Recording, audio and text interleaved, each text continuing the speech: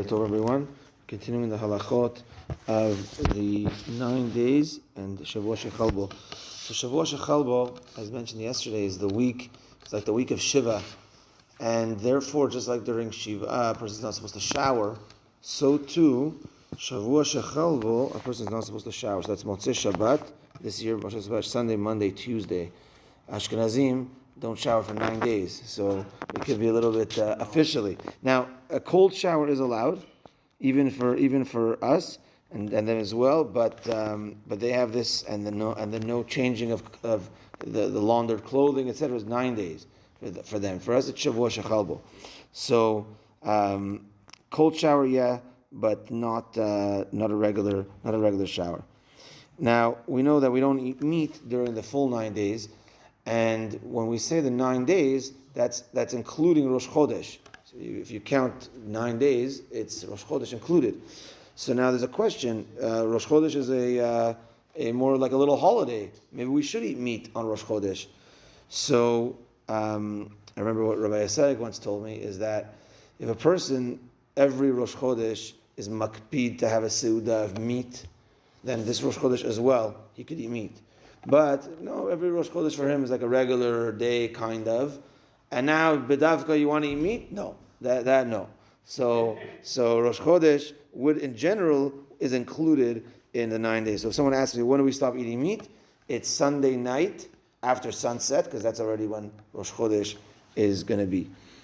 And now another question I had this week, and it's a little bit of a pet peeve of mine, is so.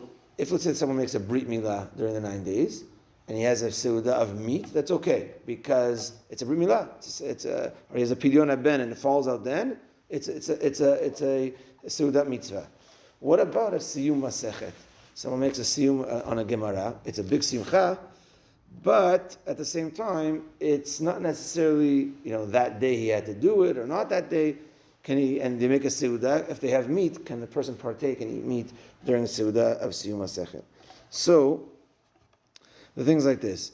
If, let's say, someone is learning Daf Yomi or Daf Shavua, and it falls out that the actual Siyum is during that 9 days.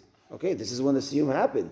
So, okay, fine. So you can make a seudah even of meat, because this is when the seudah is, this is when the Siyum is actually finishing. Or say a person has a nachala of his parent or someone, and it's during the 9 days. So he wants to honor the life of his parent, etc., and he makes a siyum masechet on the nachala seudah. So that's okay. That has a purpose. But out there in the world, there's camps that they bedavka make a seudah at dinner. So they call a boy, he makes a siyum, and they have every night they have meat because the guy makes a siyum. He didn't finish during that time. He finished a month ago, but now he wants to save the siyum for that time. So that's not so. So I had someone ask me a question, and if you're listening to this, I'm not saying your name, but I'm using it for teaching purposes. He said to me, can we make a siyum on a chapter of a Gemara, not a full Gemara? So I said, no, that's already, it has to be the full Gemara. But what's your question? He said, no, I'm going to Paris during the 9 days.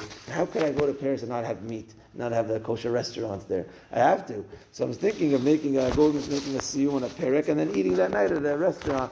I said, no, that doesn't work like that. It doesn't work like that. So then he was trying to, so I said, look, if you wouldn't have learned the Gemara and you finish a full masechet, then I'll give you a leniency, if you finish it during the 9 days. But it can't be, personally, time it properly in advance, right? No, so it has to be on a real regimen, So it's, like I said, a Daf Shavua, a Daf Yomi, or let's say a weekly shiur with the rabbi that you're learning with, etc. And we happen to finish now during the 9 days, then it could work out. Do what after? The siyum after? When? After what? After the 9 days? Yeah, do whatever you want after the 9 days. Yeah. So, like the only time I personally ate meat during the 9 days, besides for Shabbat, it was a nachala seudah of a person's mother, and they invited, and he has a son that's a little Talmid Chacham, and he made a siyum masechet for the nachala of the parent.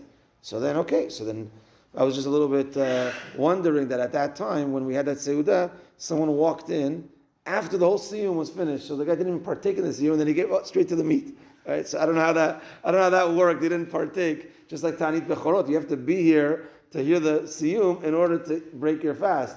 But anyways, it's so just these leniencies, as actually the Yaakov Yosef writes, could Chas v'Shalom be mitzvah haba ba'avera? It could be a mitzvah siyum, but it could come through a sin, because we're not supposed at the time of mourning during this time, just to have this in mind. Okay, mincha tonight at 6:45. Have a good day, everyone, and Shabbat Shalom. Tanadei Eliyahu.